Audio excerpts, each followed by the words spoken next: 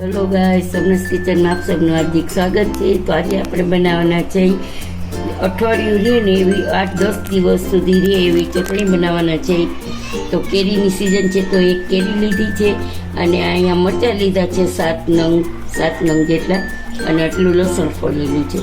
આ બધાને આપણે રફલી એકદમ ક્રશ કરવાનું છે. તો આપણે રફલી ક્રશ કરી લઈને પછી એને વઘાર કરવાનો છે. તો આગળ જોઈએ આપણે કેવી રીતે બનાવીએ છીએ. ચાલો ગાઈઝ, મેં 2 ચમચા જેટલું તેલ મૂક્યું છે અને આમાં આપણે નિમકની જરૂર છે અને આમાં આપણે નિમકની જરૂર પડશે. તો અહીંયા જુઓ, આપણે આ બધું અધકચરું આપણે ક્રશ કરી લીધું છે, તમે જોઈ શકો છો. અને આદુ મરચાં અને લસણ છે ક્રશ કરેલા. ચલો ગાઈસ, જો તેલ મૂકી દીધું છે તો આપણું તેલ ઓલમોસ્ટ આવી ગયું છે. તો મેં જીરું નાખ્યું છે, નાની ચમચી હિંગ નાખી છે અને અહીંયા પછી આપણે આ મરચાં છે એની પેસ્ટ નાખી દઈશું. કચરી પેસ્ટ આપણે ચલાવી દઈશું.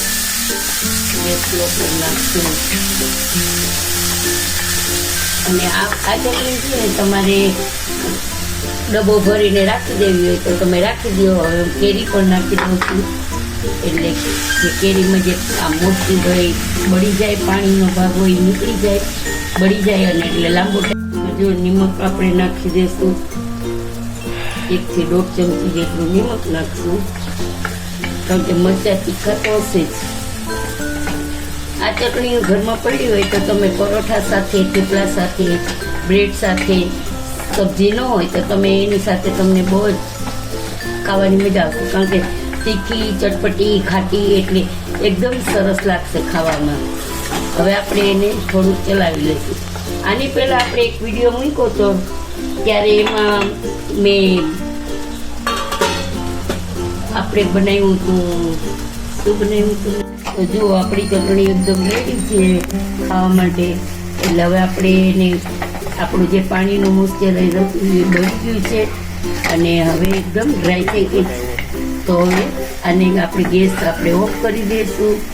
અને આની પહેલાં મેં ક્રિસ્પી નાસ્તાનો વિડીયો બનાવ્યો હતો, એમાં મેં આપણા રિવ્યુસને કીધું હતું કે નામ સજેસ્ટ કરજો. તો એમાં રેખાબેન ભુવાએ આપણને નામ સજેસ્ટ કર્યું છે કે આલુ પરોઠા રોલ, એવી રીતે એને નામ સજેસ્ટ કર્યું છે. તો થેન્ક યુ રેખાબેન.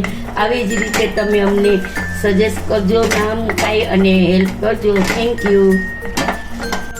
આપણી આ ચટણીનો વિડીયો જો મેં બનાવ્યો છે તો સરસ આપણી ચટણીમાં તેલ છૂટું પડી ગયું છે અને મસ્ત ચટણી બની ગઈ છે.